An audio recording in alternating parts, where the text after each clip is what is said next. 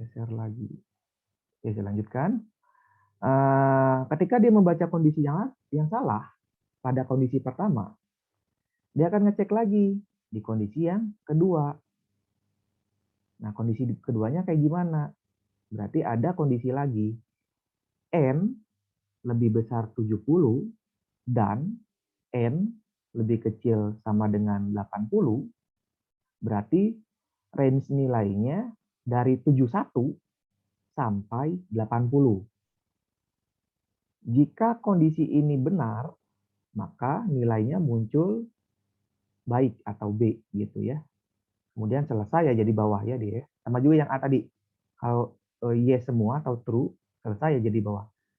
Tapi kalau misalnya ini juga masih salah kondisinya, dia akan baca lagi kondisi selanjutnya. Dicek lagi. Jika N lebih besar 50 dan N lebih kecil sama dengan 70, berarti 51 sampai 70. Kalau kondisi ini benar, maka C sedang nilainya. Selesai lagi ke bawah. Gitu. Tapi kalau dia salah, dia akan baca lagi kondisi selanjutnya. Yang D-nya, di mana kondisi yang ini 41 sampai dengan 50. Kondisi ini masih salah lagi gitu ya. Padahal ini udah kondisi yang paling buruk, D. Dia akan baca lagi karena kita punya nilainya dari E sampai A gitu ya. Nah, di sini nilai lebih besar sama dengan 0, saya batasin berarti 0, minus nggak bisa di sini ya, dan lebih kecil 40. Kemudian, kalau kondisi terakhir ini juga tidak terpenuhi, berarti rentan nilai dari 0 sampai 100 itu harus rentan yang tidak ada dari 0 sampai 100, maka harus dikasih statementnya, yaitu nilai tidak ditemukan. Makanya, kalau saya gabungkan ini keseluruhan, dari 0 sampai 100 nilai yang saya inputkan. Makanya tidak mungkin ada nilai minus atau nilai lebih dari 100. Gitu kira-kira. Gampang ya? Gampang nggak? Ada yang benar?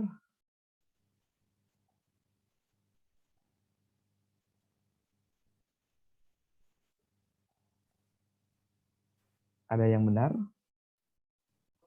Atau ada? Benar. Mungkin Betul ya? dikira-kira betul.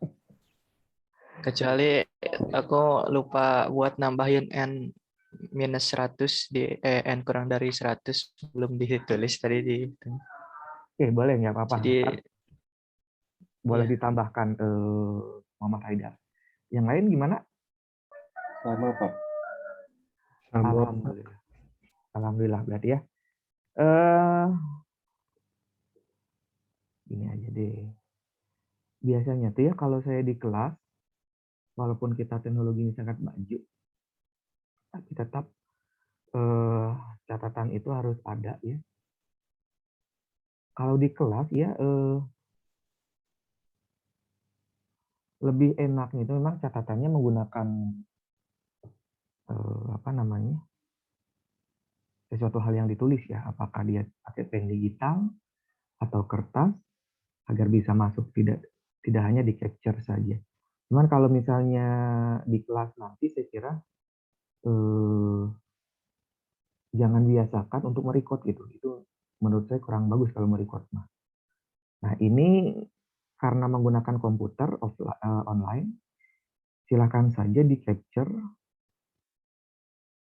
Barangkali ini bisa menjadi referensi catatan kalian dalam bentuk digital.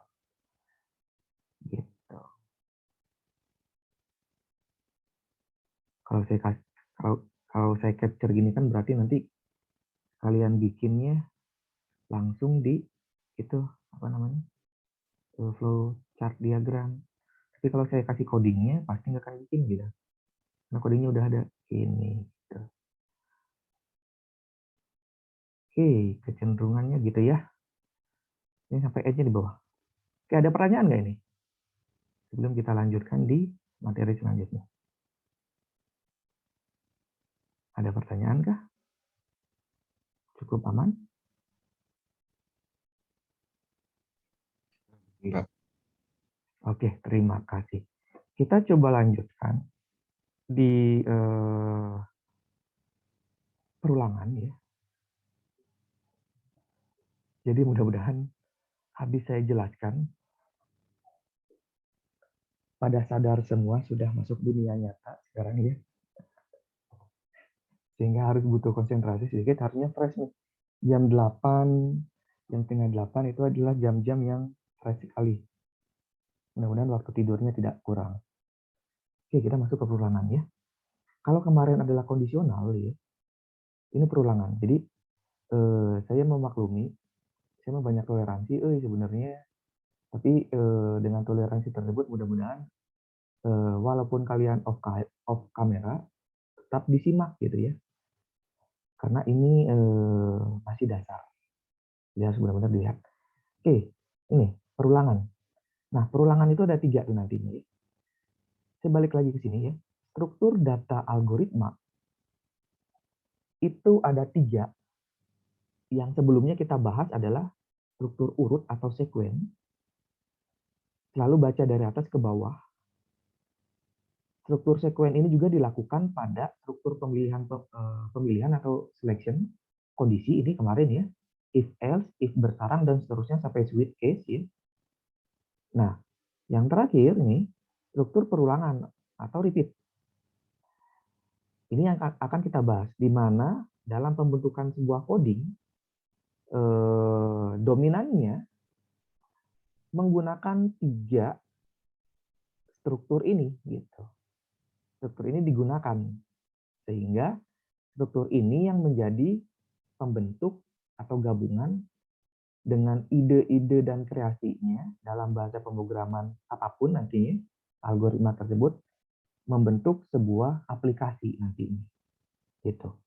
Makanya ini masih dasar dan harus dikuasai sekali. Oke, kita masuk ke slide selanjutnya. Struktur perulangan ya. Secara teorinya ini cukup tahu saja konseptual. Dia bilang kelebihan komputer itu adalah tidak pernah bosan untuk melakukan statement berkali-kali. Manusia nih, uniknya dan makhluk paling tertinggi, itu kecenderungannya ada rasa bosan. Apalagi perjalanannya sudah 3 tahun, 4 tahun, udah masuk kuliah, udah mulai bosan nih. Gitu. SMA mah tinggal tuh weh. Nah, itu manusia tuh. Nah, tapi kalau komputer ya, setia nih kalau komputer rumah. Sampai berkali-kali pun dia melakukan prosesnya, dia akan setia dan akan sampai selesai. Nah, inilah kelebihannya. Apalagi sampai ribuan, jutaan, sesuatu hal yang dilakukan berulang-ulang padahal. Dia tidak akan merasa bosan. Nah, kemudian yang berulang kali ini statementnya yaitu namanya struktur pengulangan.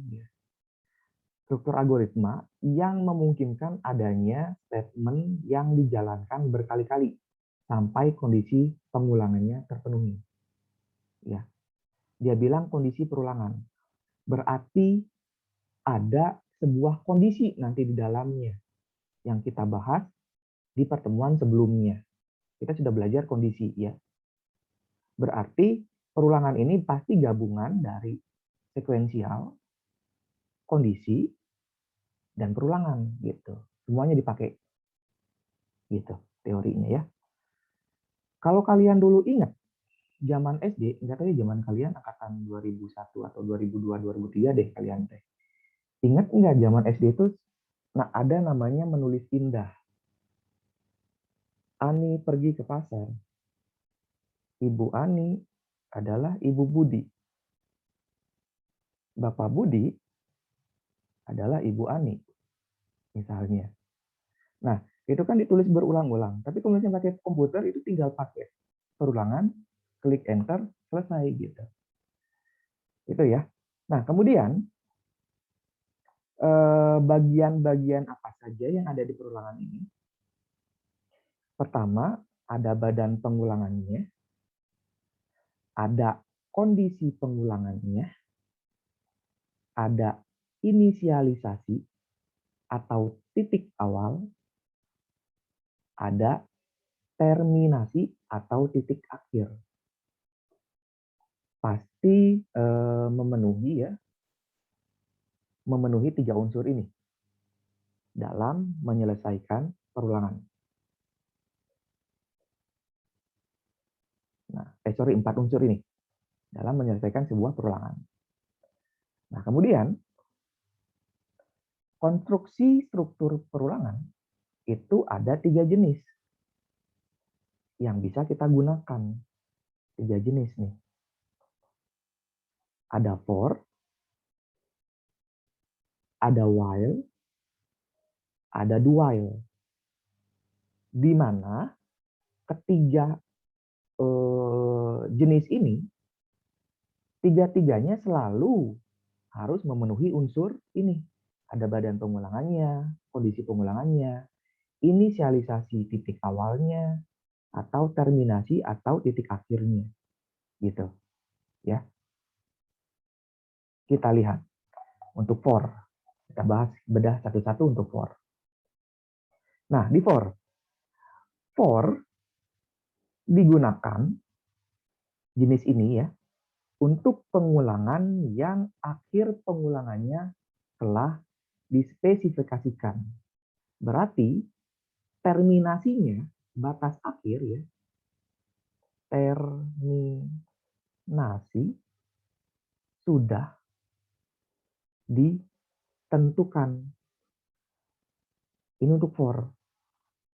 Mau dia terminasi ataupun inisialisasi pasti sudah ditentukan. Inisialisasi sudah ditentukan atau titik awal ya. Pasti.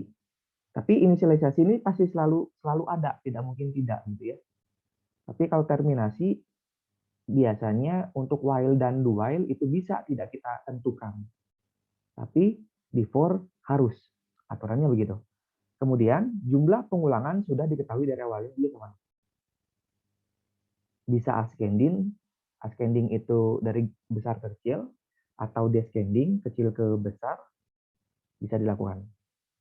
Ya. Ini for. Kemudian kita lihat contohnya.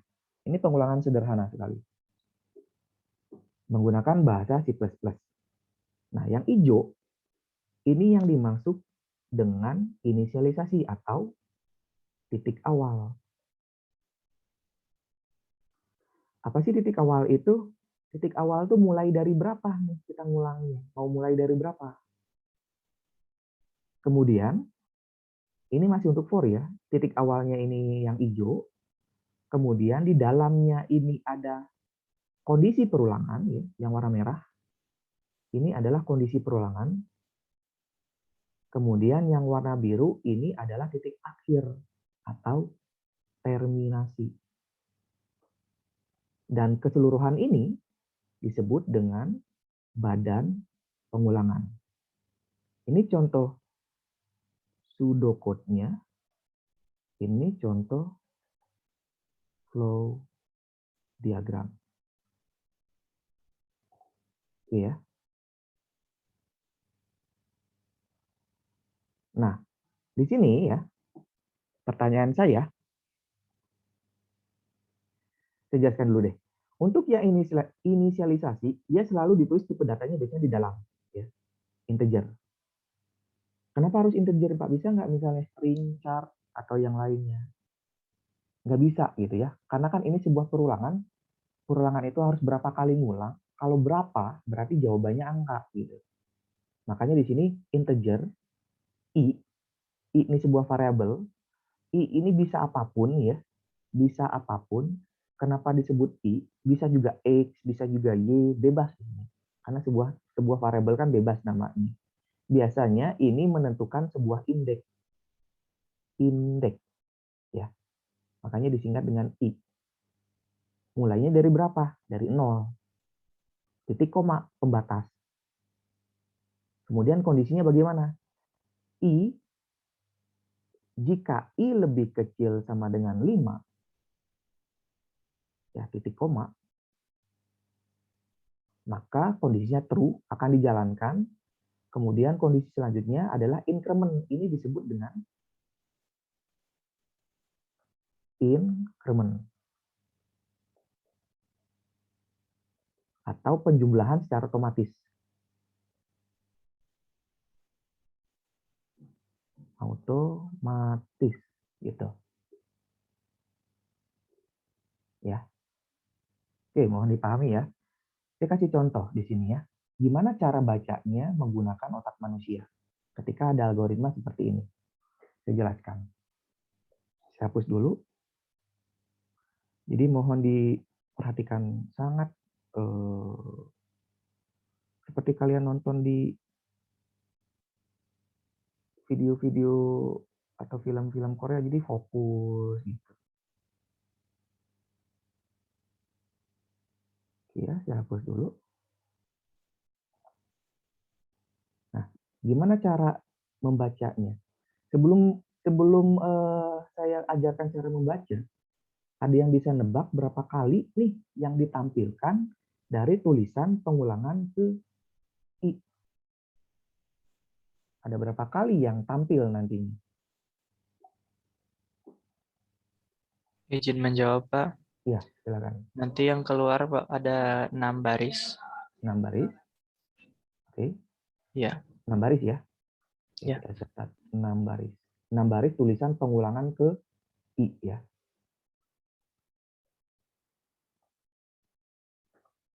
Kita baca. Ada yang lain nggak? Ada yang tebak-tebakan yang lain nggak? Tebak-tebak aja. Biar jadi pembanding. Ada lagi? Yang mau menebak? 4, Pak. 5, Pak. 10, Pak. Kita bandingin satu lagi. Ada nggak?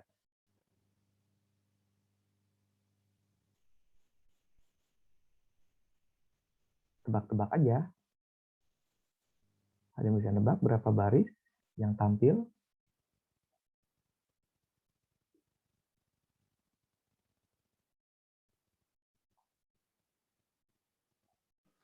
Tujuh, Pak. Oke, 7 ya.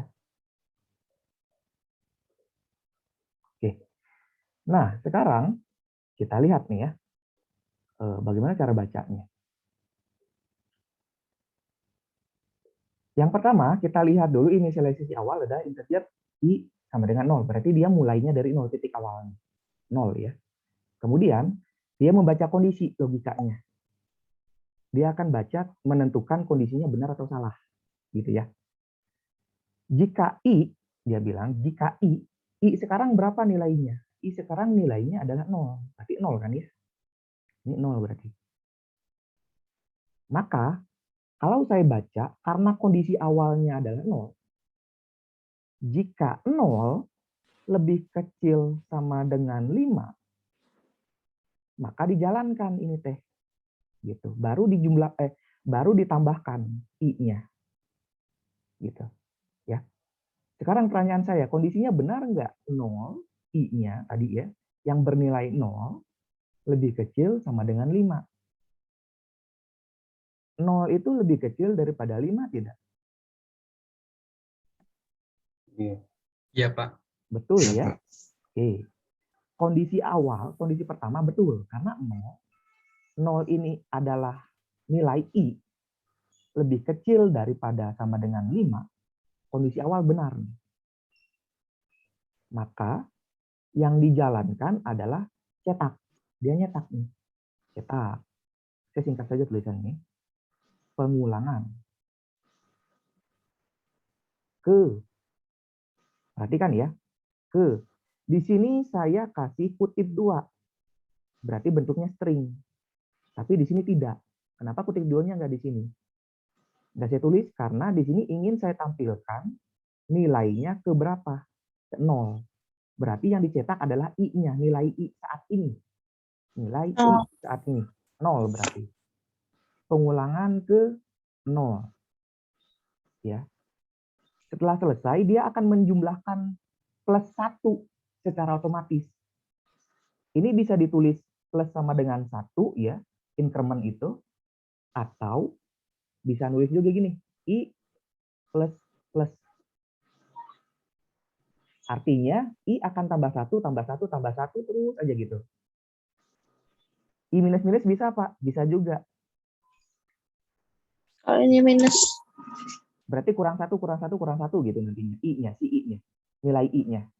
Gitu. Ya. Nah, setelah dia menampilkan ini, ditampilkan nih. Tampil dulu nih pertama. Pengulangan ke 0. Programnya sudah selesai belum untuk for? Belum. Dia akan balik lagi ke atas. Set. Balik lagi ke atas. Sampai sini ya. Karena I-nya sudah ditambahkan otomatis oleh increment pada contoh for ini, maka ini udah berubah nih. Tidak 0 lagi, tapi jadi 1. Kan incrementnya nambah 1-1 kan ya. Berarti tadi pada proses ini adalah I logikanya sama dengan kondisi awal adalah kan 0 ya. 0 tambah 1 gitu. Berarti I sama dengan I tambah 1 gitu. Kondisi awalnya adalah 0 berarti 0 tambah 1. Maka 0 tambah 1 jadi 1. I-nya update berubah menjadi 1. Dicek lagi dengan kondisi. Berarti ini tidak 0. Ini 1. Dicek lagi, 1 kan udah berubah ini. Apakah lebih kecil sama dengan 5? Kondisinya masih true. Cetak lagi. Pengulangan ke berapa sekarang? Karena kan I-nya udah update, jadi berapa sekarang? 1, Pak. 1. Berubah dia. Kemudian, increment lagi. Berarti sekarang I, rumusnya kan gini, I sama dengan I tambah 1. I sekarang berapa? I sekarang 1 tambah 1 menjadi 2. Maka nilai I-nya update. Dia balik lagi ke atas. Balik lagi ke atas. Update lagi menjadi 2. Baca lagi kondisi. Kondisinya masih benar. 2 itu pasti lebih kecil sama dengan 5. Tulis lagi pengulangan ke 2. Tambah lagi menjadi 3. Tulis lagi pengulangan ke 3. Update lagi menjadi 4. Tulis lagi menjadi 4 ya. Nah, sekarang dibalik ke sini ya. Balik ke sini. Nah, kemudian pas 4-nya kan, 4 lebih kecil sama dengan 5 ditulis lagi ya. Maka pengulangan ke 4 ditambahkan lagi oleh dia ya. Berarti sekarang I-nya 5 karena kondisinya masih true ya. Balik lagi ke sini. Karena di sini 5 lebih kecil sama dengan 5 ya. Berarti masih ditulis karena ada sama dengannya. Tulis lagi. Increment lagi. I sekarang kondisinya berarti sama dengan I plus 1 berarti 5 plus 1 sama dengan 6. Dia akan balik lagi ke atas. Proses yang ke-6-nya.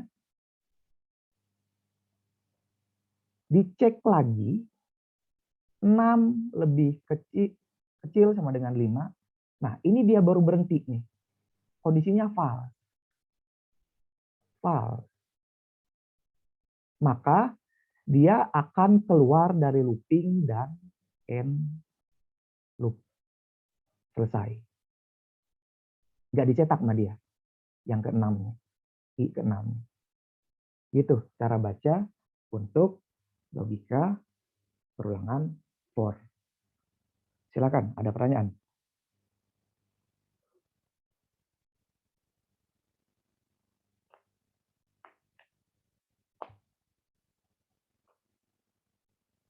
Izin bertanya, Pak. Ya. Muhammad Haidar. Kalau dalam sebuah increment itu variabelnya nggak usah ditulis lagi atau wajib ditulis lagi Ya.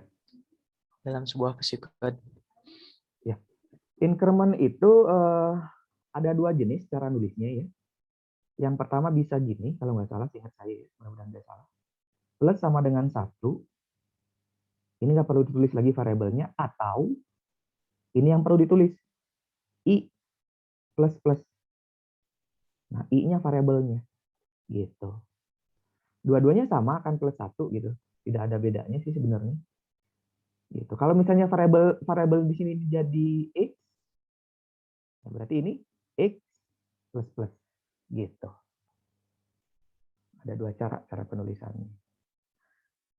Oke, Pak, baik, terima kasih. Oke, paham nggak nih? Saya tes deh. Silakan yang ingin menjawab ya. Tidak akan saya tunjuk.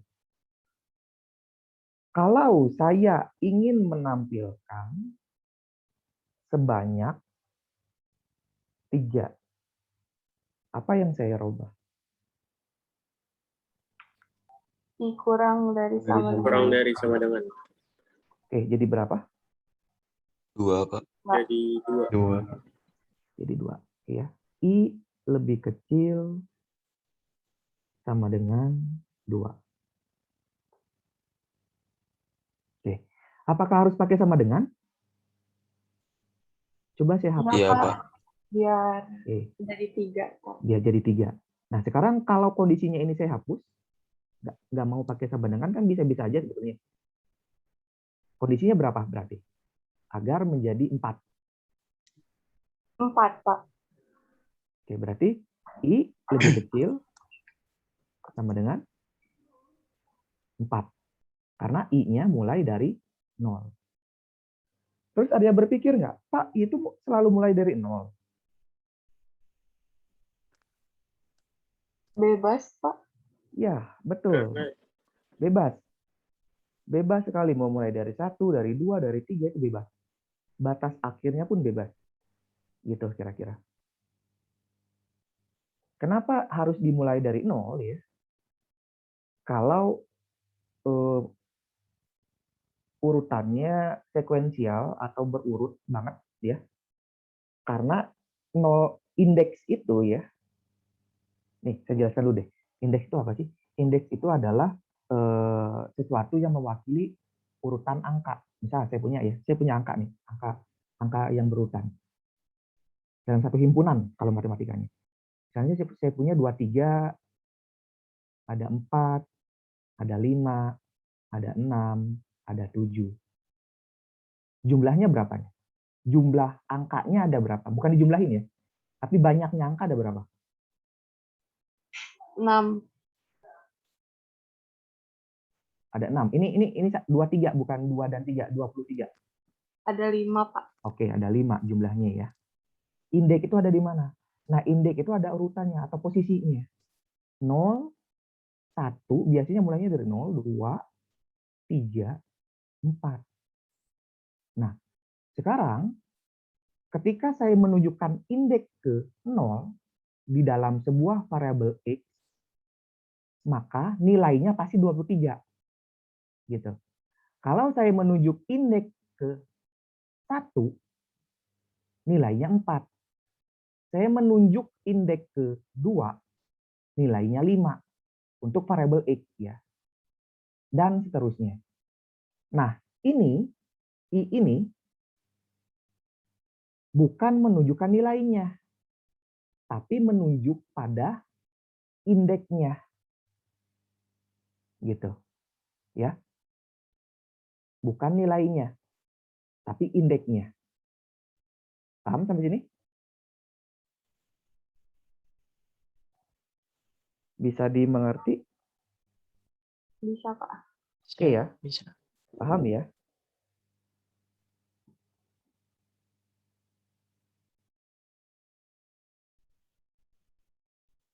Ini nanti namanya array ini.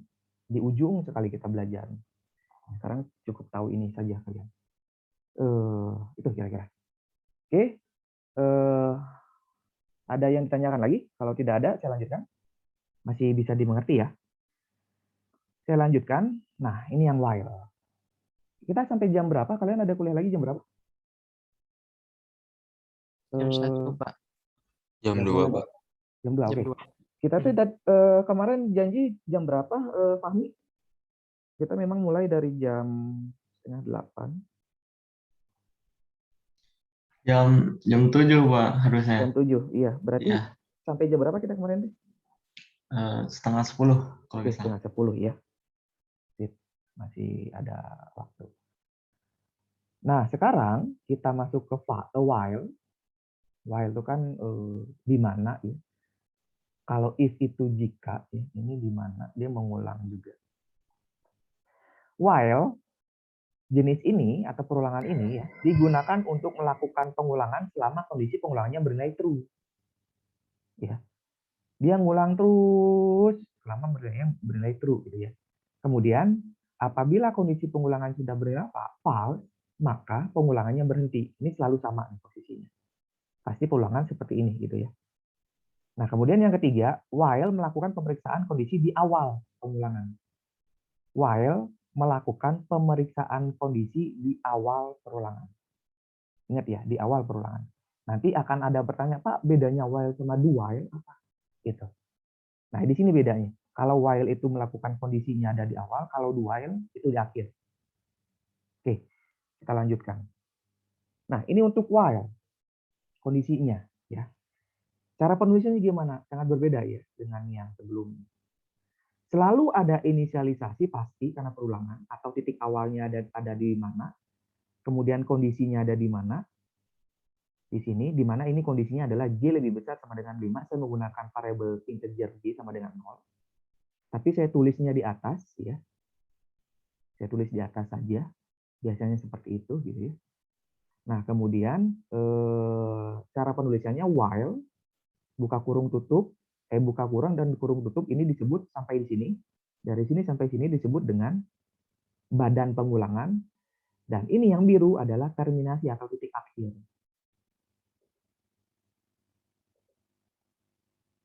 Nah, ini udah mirip dengan yang tadi, cuman beda cara penulisannya saja dengan for.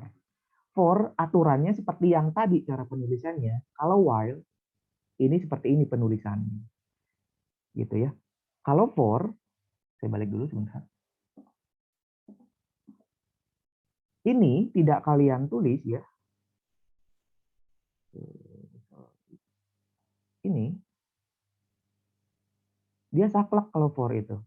Harus ada integer i sama dengan 0, titik koma, i lebih kecil atau lebih kecil sama dengan 5, titik koma, plus sama dengan 1 atau i plus plus dalam kurung. Nah, di dalam kurung ini harus seperti ini cara penulisannya. Nama variabel sih bebas, tinggal menyesuaikan. Tapi kalau misalnya di while, cukup seperti ini gitu, tidak terlalu diatur karena di dalam tutup kurung ini hanya menjelaskan kondisi saja. Inisialisasi atau titik awalnya itu sebelum while ditulisnya. Gitu. Nah, kita lihat nih. Cara bacanya gimana? Sama persis. Ya. Cuman pembedanya inisialisasinya ada di sini, increment-nya ada di sini.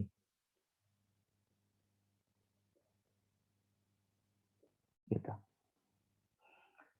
Nah, sekarang cara bacanya adalah while J, dia kondisi J-nya berapa sekarang? 0, lebih kecil sama dengan 5, berarti kondisinya masih true. Cetak. Pengulangan ke 0. Kemudian dia akan melakukan operasi J, variabel J akan ditambahkan J. J saat ini adalah 0, berarti 0 tambah 1, maka J-nya akan berubah menjadi 2. Gitu ya. Gitu cara baca kalau yang hal seperti ini. Boleh nggak misalnya pakai J plus plus? Bisa saja gitu. Tapi saya lebih enaknya biar dia update kayak gini. J sama dengan J plus 1. Gitu ya. Kemudian dia akan balik lagi ke atas, dicek lagi karena kondisinya masih true, masih ngulang lagi. Karena sekarang J-nya, sorry ini 1 ya. Karena J-nya masih kondisinya masih terpenuhi, ini berarti menjadi 1. Tulis lagi menjadi 1. Cetak lagi, tambahkan lagi, ini berarti menjadi 2 J-nya. 1 tambah 1, 2, ngulang lagi, cetak lagi, jadi 2, ngulang lagi dan tambahkan lagi terus sampai ke 5. Konsepnya pun sama. Dia tetap dijumlahkan menjadi 6. Berarti J sama dengan 6. Balik lagi, ketika 6 dibandingkan dengan 5, 6 lebih kecil sama dengan 5, tidak, false, baru dia keluar dari looping. Gitu. Pertanyaan saya, J terakhir berapa nilainya?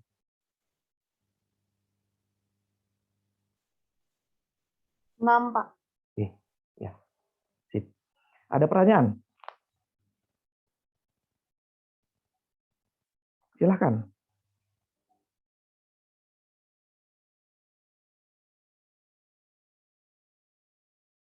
Silahkan, ada pertanyaan? Izin bertanya, Pak. Oke. Untuk indeks integer J itu sama dari 0 juga? Sama Betul, kayak tadi? betul, sama sekali. Sangat sama. Indeksnya adalah dari 0 ya. Indeksnya. Nah, kenapa kita gunakan 0? Ya tadi biasanya ini akan melambangkan sebuah indeks gitu. Bisa aja dari 1, dari 2, dari 3 gitu. Misalnya mulai dari 2. Oke, saya ganti jadi 2 di sini. Ngeloopingnya berapa kali? Ada yang bisa tahu? Loopingnya berapa kali kalau 2? 4 kali bukan, Pak? 4 kali ya. Ini kan 2, 3, 4, 5. Karena pakai sama dengan di sini. Kalau saya jadi 4 J-nya, berapa kali looping? 2 kali, Pak. 2 kali looping. Kalau saya pakai 5 dengan kondisi yang saat ini, berapa kali looping? 1 kali. Sekali, Pak. Looping. Oke ya. Udah paham, alhamdulillah. Ada pertanyaan? Nah, ini komputer tuh bacanya gini. Tapi kita manusia sebagai programmer harus tahu cara bacanya. Makanya saya kadang-kadang nanya, J terakhir berapa? Ada yang jawab 5, kalau nggak ngerti mah 4. Nggak mungkin. Karena kondisi saat ini adalah J lebih kecil daripada 6, pasti J-nya di atas 5, 6. Kalau ini saya hilangkan, J-nya berapa? J terakhir. 5, Pak. 5 gitu. Baru dia keluar dari file. 5 pun dia sudah keluar dari looping. Gitu.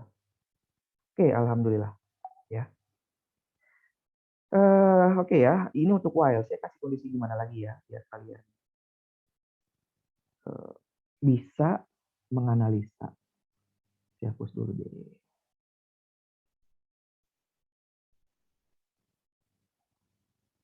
Saya hapus dulu. Gini. Ya.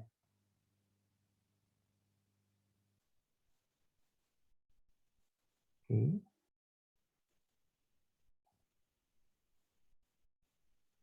Saya tambahkan coding ini ya. Saya tambahkan coding ini.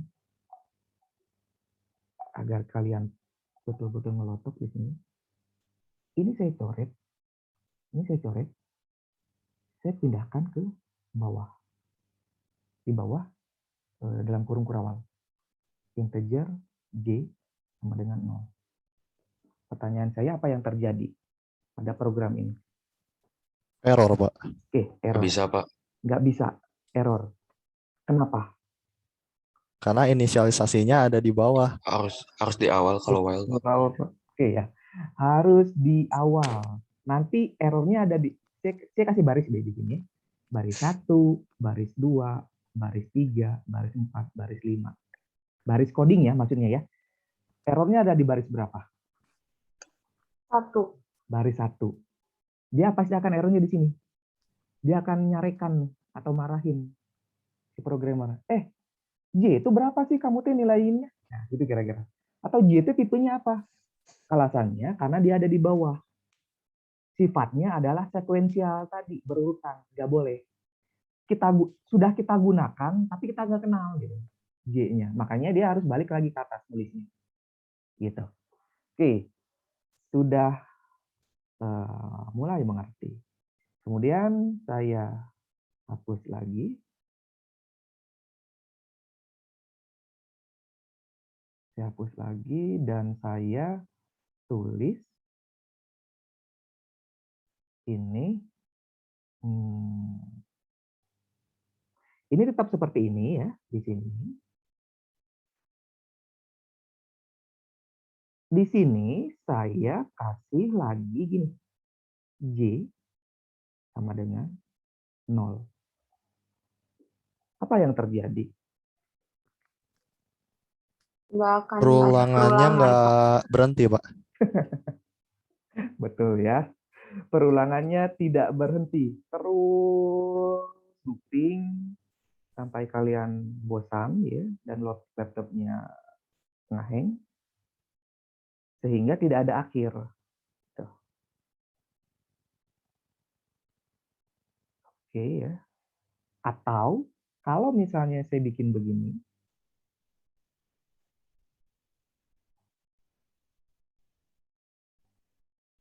ini kan while jadi kalau kita lupa pun kadang-kadang tuh nggak error gitu. Nggak error tuh nggak ngasih tahu. Tapi kalau for karena dalam kurungnya harus komplit ya, dia harus tahu. Ininya saya hapus nih. Dia ngulang berkali-kali nggak? Iya, Pak. Ya, betul ya. Karena dia nggak jelas J-nya mau sampai berapa. Gitu. Oke ya, alhamdulillah udah paham. Oke, ada pertanyaan sebelum kita lanjutkan kedua. Aman ya. Jangan malu-malu ya. Kemarin kita sudah bertemu. Jangan malu-malu bertanya. Dipahami. Kalau nggak ngerti, nanya aja nggak apa-apa. Saya siap untuk berulang-ulang kali. Walaupun saya bukan komputer gitu. Nggak apa-apa. Karena kenapa? Unggulnya manusia adalah memiliki sifat dan rasa gitu. Kalau komputer mah enggak. Dia hanya logik. Kita punya akal, punya rasa. Oke, kalau tidak ada saya lanjutkan ke do while. Nah, ini do while. Do while ini do while ya, ini bukan while. Digunakan untuk melakukan pengulangan selama kondisi pengulangannya bernilai true. Ini sama juga dengan while. Apabila kondisi pengulangan sudah bernilai false, maka pengulangan berhenti. Ini juga sama. Nah, yang jadi pembeda adalah while melakukan pemeriksaan. Ini do while ya. Do while melakukan pemeriksaan pada kondisi akhir pengulangan. Kalau tadi di awal, ini di akhir. Kita lihat contohnya. Ini do while. Di akhir itu ada di mana? Di sini pemeriksaannya. Nah, selalu kita lakukan inisialisasi atau titik awal, saya ganti jadi K, agar variatif, tidak selalu I. Sama dengan 0, saya mulai lagi dari 0. Do, berarti tidak ada kondisi. Kalau dia tidak ada kondisi, ya, langkah pertama yang dilakukan selalu cetak. Kalau sebelum-sebelumnya kan ada kondisi dulu. Nggak akan nyetak kalau sebelum kondisinya terpenuhin. Cetak tuh ngeprint ya. Mencetak di command prompt atau di komputernya. Berarti dia langsung nyetak pengulangan. Dia nggak perlu kondisi lagi. Pengulangan ke 0. Udah pasti karena inisialisasi awal K-nya 0. Baru dijumlahkan sama dia nih. K 0 plus 1. Berarti 1 jumlahnya akan masuk ke K ini. Dijumlahkan. Jadi K sekarang adalah 1. Gitu ya. Kemudian baru dikondisi oleh dia di sini. K saat ini ya, dia bilang gitu. Kan 1. Lebih kecil sama dengan 5. Iya, betul. Looping lagi ke atas. Tulis lagi. Jadi 1. Berubah lagi. Cetak, tambah, jadi 2. Looping lagi, dibaca lagi kondisinya. Balik lagi ke sini, berarti sekarang K menjadi 2. Ditambah lagi menjadi 3 ya. Kondisikan lagi 3 masih terpenuhi, looping lagi ke atas. Dia balik lagi ke do ya. Cetak lagi berarti 3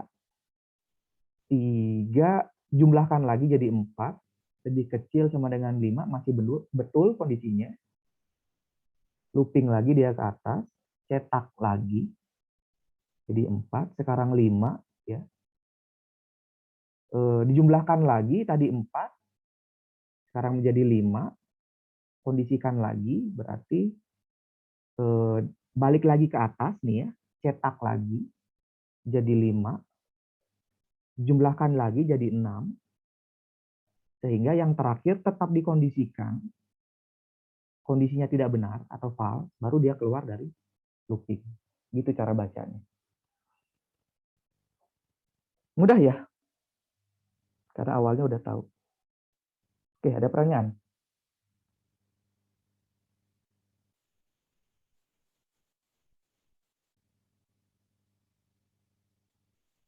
Silakan, ada pertanyaan?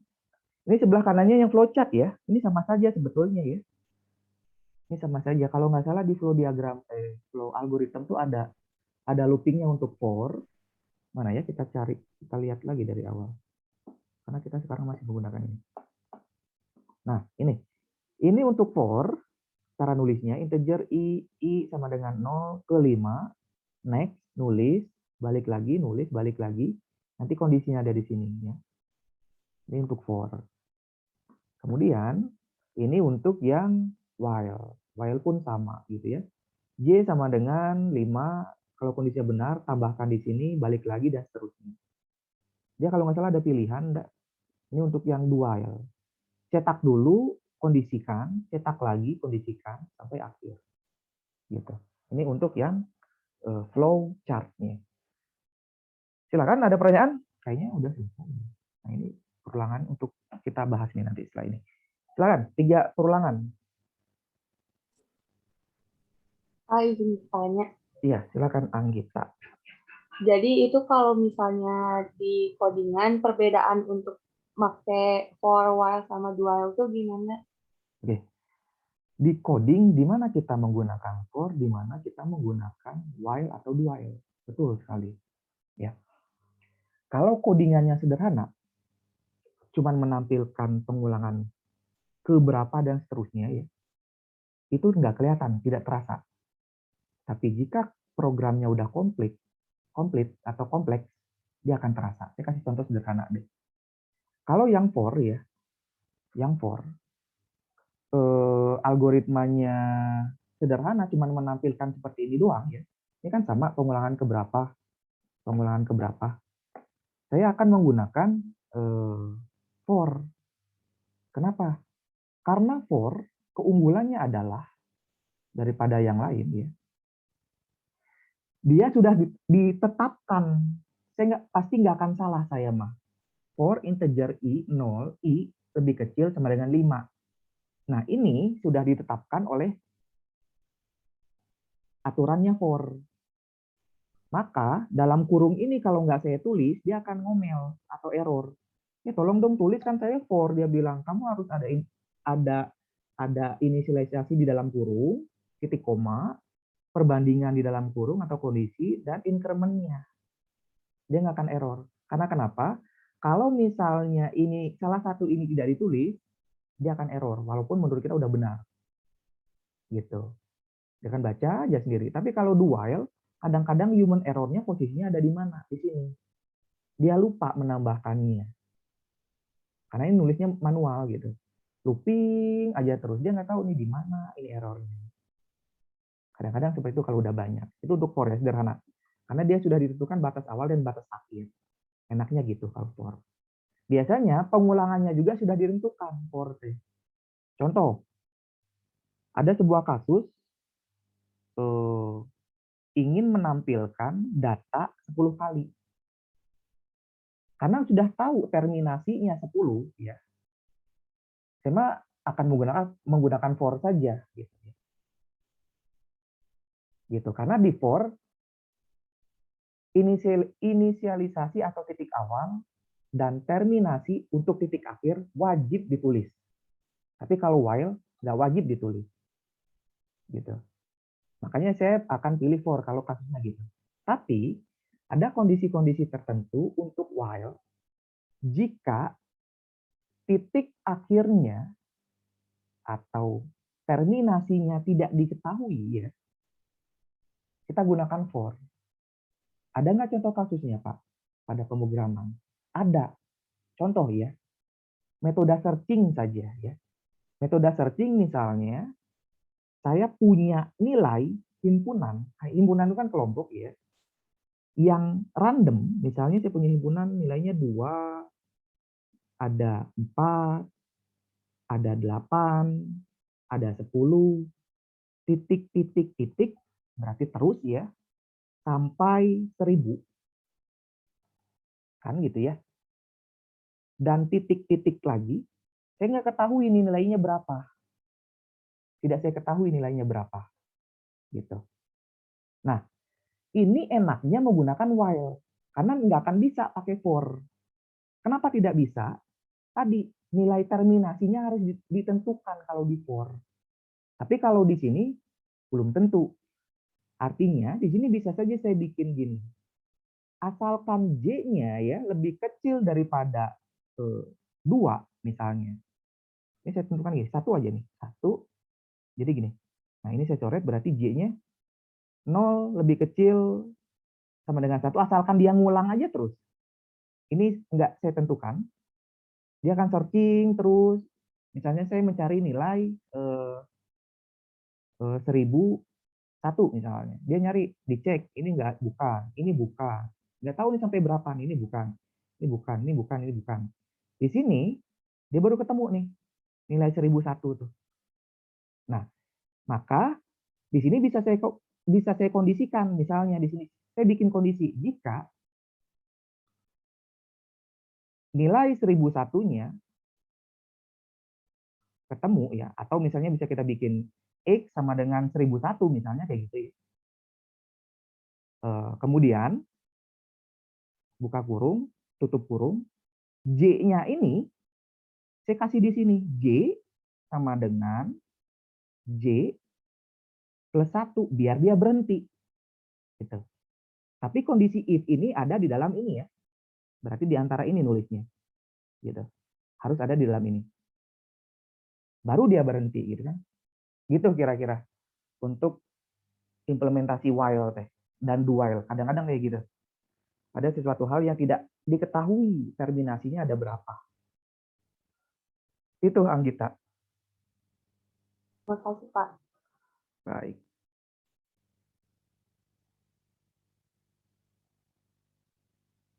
Ada lagi pertanyaan?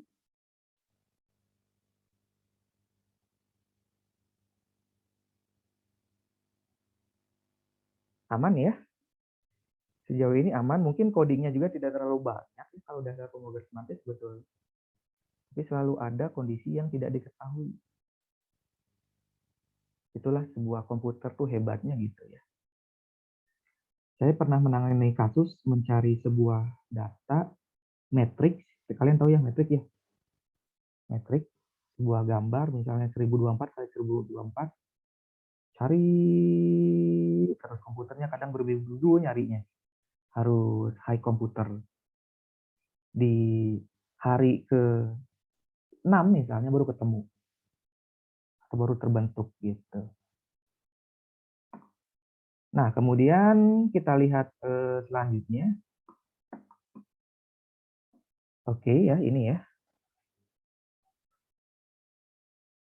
Kita bahas bareng-bareng. Silakan perhatikan codingnya. Dan apa outputnya.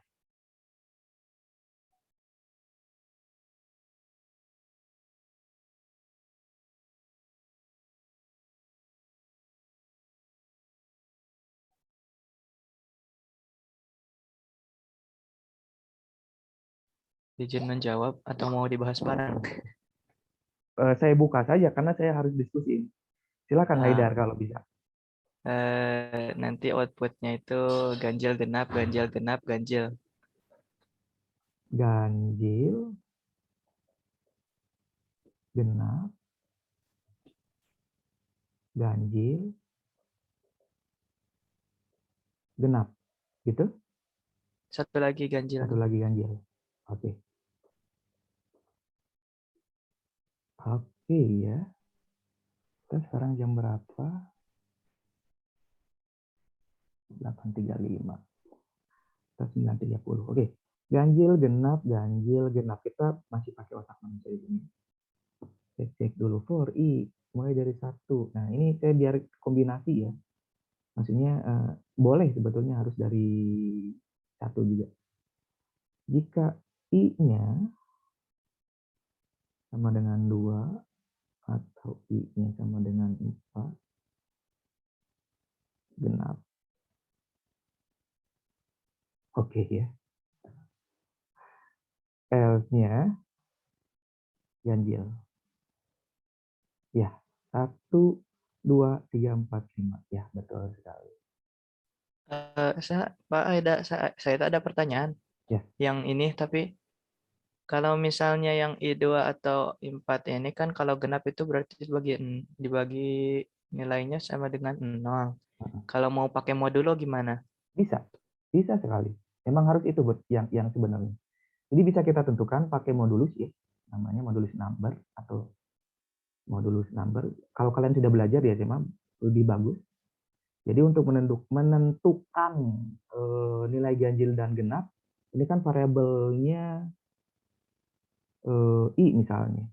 Tinggal gini biasanya dalam modulo tuh I, modulo dalam bahasa C++ itu pakai persen. Artinya bukan persen ya, modulo 2. Gitu. Nah, berarti kalian udah belajar nih modulus number? Ada yang belum? Ada yang belum? SMA sih kayaknya mah SMA kelas 11 gitu atau 11 gimana ya? ya? Oke. Ada. Oke, ini ganjil genap ya. Bagi yang belum ya, modulus number itu gimana? Terangkan secara sederhana atau secara singkat. Modulus number ini temennya, kalau saya belajar tuh gitu ya, lebih enak bahasa sendiri, temennya pembagi. Tapi beda sifat. Nah, pembagi itu kan misalnya 2 bagi 10 berapa?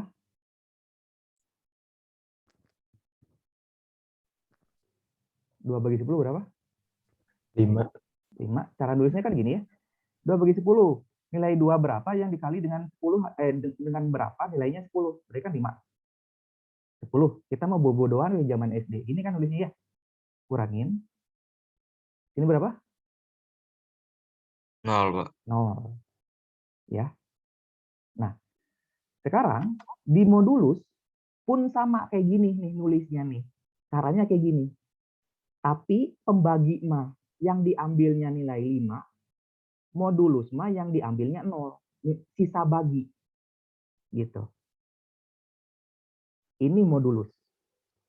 Berarti kalau pertanyaannya 2 bagi 10, jawabnya 5. Tapi kalau 2 modulus 10, jawabnya 0. 10 modulus 2, 0. Gitu. Nah, sekarang modulus lainnya, misalnya yang ganjil deh, yang nilainya 1. 11. Gimana cara penyelesaiannya?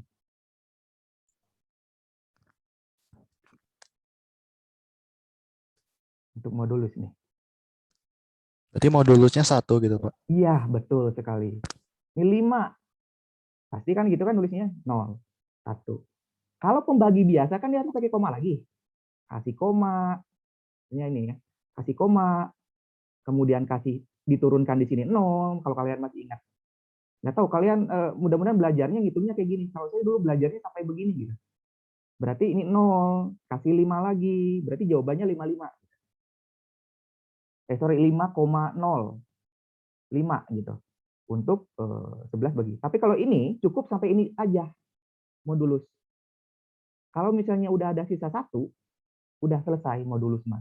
Berarti 11 modulus 2 modulus 11 jawabannya 1. Gitu. Itu modulus. Nah, sekarang kenapa modulus dimanfaatkan kata teman kalian Haidar ya?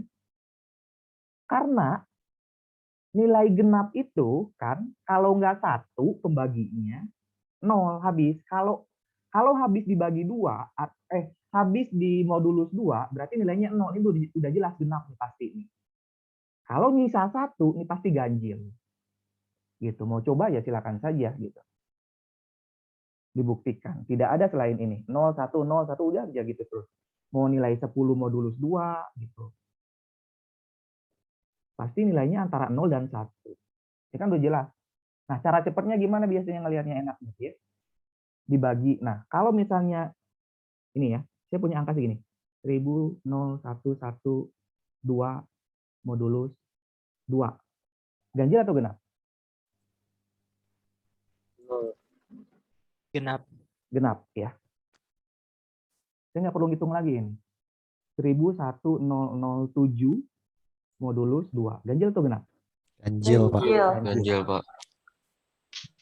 Logik awalnya pasti lihat angka terakhir, ganjil atau genap. Cara tercepatnya. Gitu. Cara tercepatnya gitu ya. Nah, lihat angka akhirnya berapa. Kalau dia genap, pasti hasilnya genap. Gitu kira-kira. Ada lagi nggak ya? Oh ini. Ya ini ya.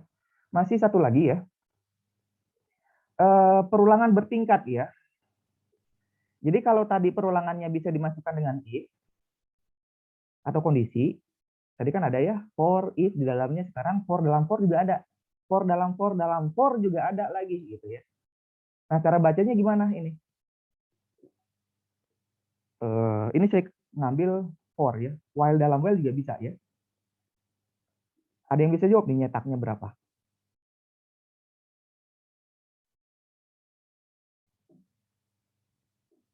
Ada yang bisa jawab nyetaknya berapa?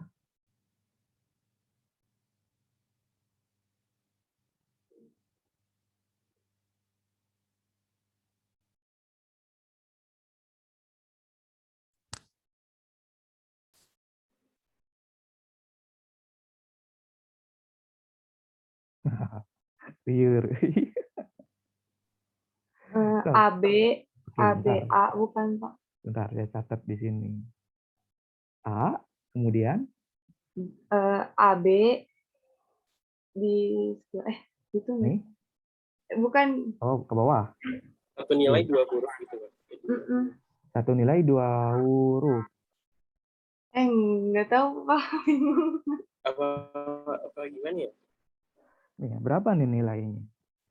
Nah, ini nanti kita gunakan di metrik nih. Tapi kalau harus tahu nih bacanya kalau kondisinya 2 kali kayak gini gimana? Ada 3 kali, ada 4 kali, dan seterusnya. Bebas dilakukan.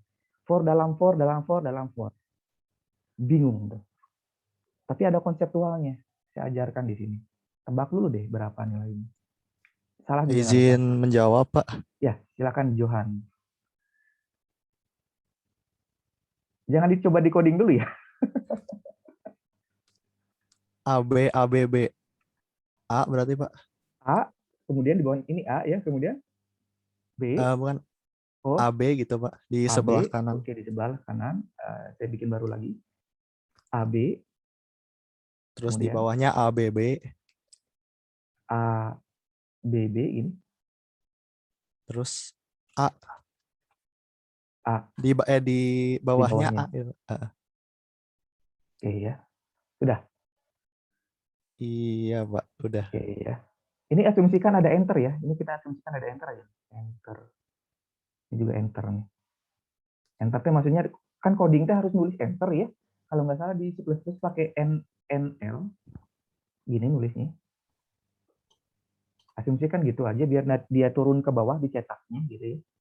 Jadi jangan bingung ini nanti gimana kalau nggak saya tulis gini berarti dia akan panjang gitu tulisannya ke kanan. Tapi kalau ada enter ke bawah, kita asumsikan ada enter saja. Oke, kita bahas ya. Dari jawaban yang sudah ada. Saya ajarkan di sini. For pertama dia baca. Ini nggak perlu saya jelaskan lagi karena sudah tadi. I pertama adalah 0. Lebih kecil daripada 3, iya betul. Cetak di sini. Karena betul dia turun ke bawah, maka dicetak. A, tulis. Bentar, ya, dulu. Biar banyak space-nya.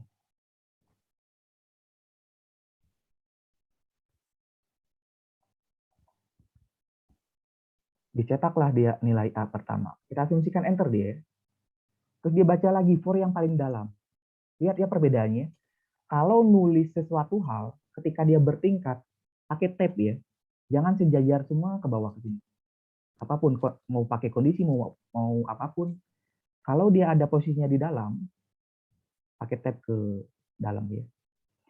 Nah, A ditulis pertama, kemudian dibaca lagi for, dibaca for yang kedua. Nah, ini ya, sengaja saya bedakan ketika dia ada for 2 kali kayak gini, saya bedakan variabelnya I untuk yang pertama, J untuk yang kedua. Dia baca lagi berarti di sini 0, lebih kecil daripada 2, iya betul. Jalankan, tulis B. B-nya saya tulis di bawah saja, karena saya asumsikan ada enter. Nah, kemudian dia akan menyelesaikan for yang paling dalam sampai beres. Berarti ngulang lagi sebanyak berapa kali nih? 2. 2 kali. B pertama, B kedua. Selesai. Baru keluar dari for, lanjutkan lagi for paling luar. Berarti di sini nambah. Jadi 1 kan ya. Gitu. Belum selesai ini for paling luar. Kemudian lebih kecil dari 3 kondisinya true lagi. Cetak lagi A. Yang paling dalam bahasa Jermannya nama jadian deui gitu. Ngulang dari 0 lagi. Berarti integer J 0, ini 0 lagi, lebih kecil daripada 2, kondisinya benar. Cetak lagi, berarti B, ngulang lagi 2 kali, B, selesai, karena udah finish di paling dalam, keluar lagi dari for yang paling dalam, dicek lagi ke atas, dia balik lagi ke atas, dicek lagi, di sini berarti 2, kan gitu ya? Benar nggak ya? Ya, betul 2. Masih kondisinya masih benar, cetak lagi A, masuk lagi ke for paling dalam, jadian lagi dia jadi 0, balik lagi, ngulang lagi nyetak jadi B 2 kali. Ketika sudah selesai for ini, nyetak, baru dia keluar lagi, masih dikondisikan lagi, masih dicek lagi karena nilainya 3. Karena di sini sudah false, baru dia berhenti. Gitu cara bacanya.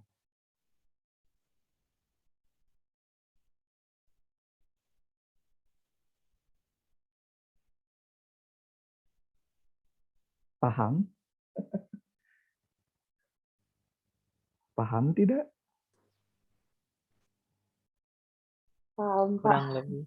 kurang lebih harus dicobain. Coba Bapak coba praktekin langsung Pak pakai itu. Oke, ya. Ya. Kalian udah ada yang pakai flow algorithm? Panjang, Ini ketang? aku lagi buka. Sederhana sih. Ada yang pakai flow algorithm di depan laptopnya? Ini lagi buka saya. Oke, Haidar boleh share screen? Oke, silakan Haidar. Aduh. Kita bareng-bareng saja. Bikin yang for berarti ya.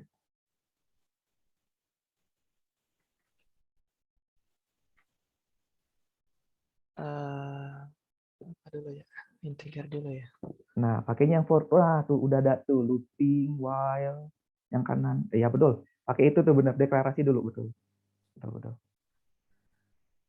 Deklarasi. Ya, yang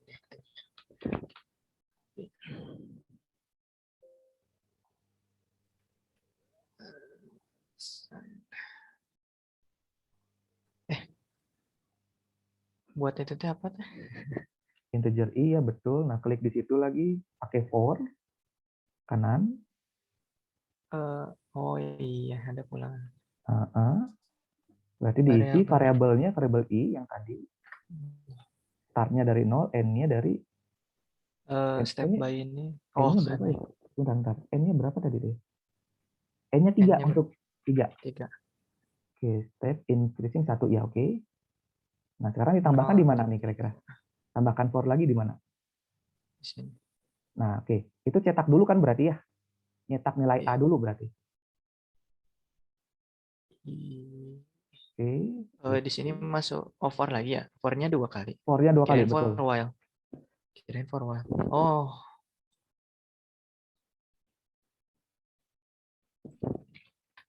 J, ini berapa tadi? 2 kalau nggak salah. Tadi teh for for-nya di sini. J startnya 0, Sampai dia mulai 2. Oke. ini teh kurang lebih atau sama dengan, Pak? Nggak bisa kurang dong. Nggak pakai sama dengan. Nggak usah, karena di ini apa namanya, di flow algorithm teh konsepnya kayak gini gitu. Jadi kadang-kadang kita Jadi harus ngikutin. 0 Nah, sampai sekarang 3. 0 sampai 3 ini 0 sampai 2. Nah, sekarang tinggal outputnya. Output yang A dan B. Ini yang B, Oh, A-nya di sini. A-nya ada di, nah betul sekali, A-nya ada di situ. Oke.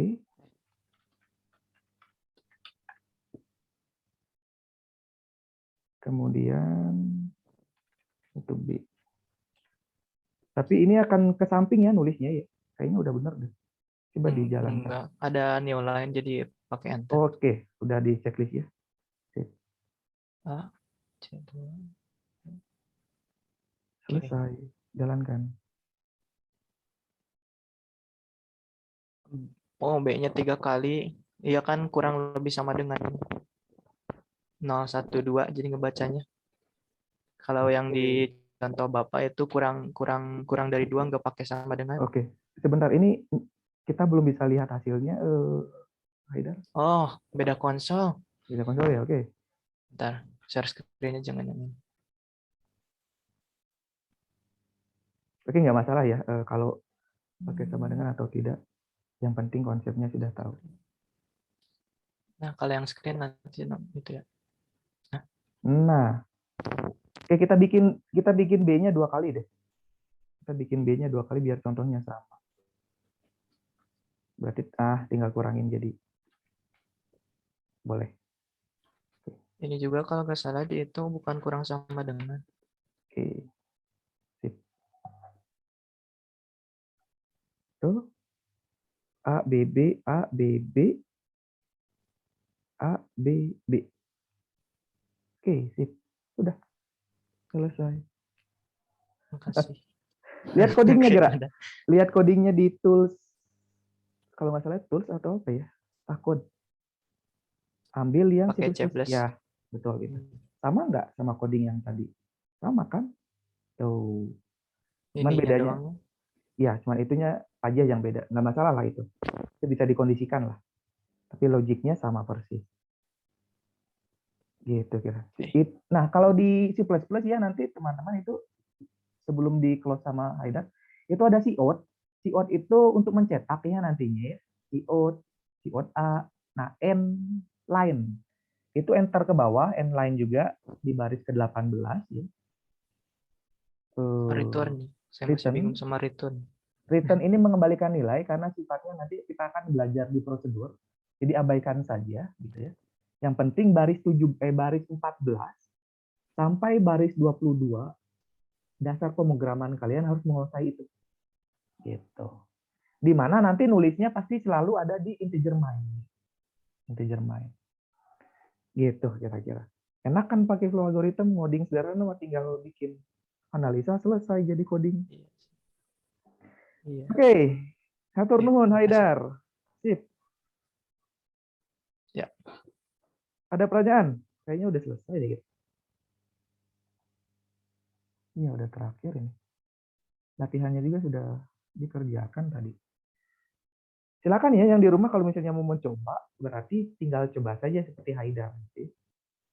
Colek aja Haidar kalau misalnya masih bingung lah. bawa ciki, yang kacang bisa lah, yang kopi. Oke, ada lagi? Ada lagi pertanyaan? Tidak ada? Cukup ya, saya kira ya. Alhamdulillah. Kalau cukup, akhirnya sampai looping selesai juga ya. Secara konseptualnya seperti itu, nanti silakan dicoba di rumah. Biasanya kalau di kelas, sisa waktunya kita pakai untuk mengerjakan di komputer gitu. Tapi karena kondisi kita ada di online, kalian harus giat untuk mencoba lagi di rumah. Bikin folder, oh tugas materi sekarang ini, dan seterusnya.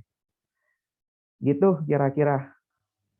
Saya kadang-kadang lupa menaruh video ya ke Spot.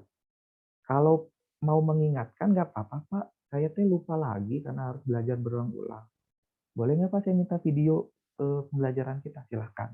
Boleh japri juga nggak masalah. Jadi diulang lagi gitu Mbak ya.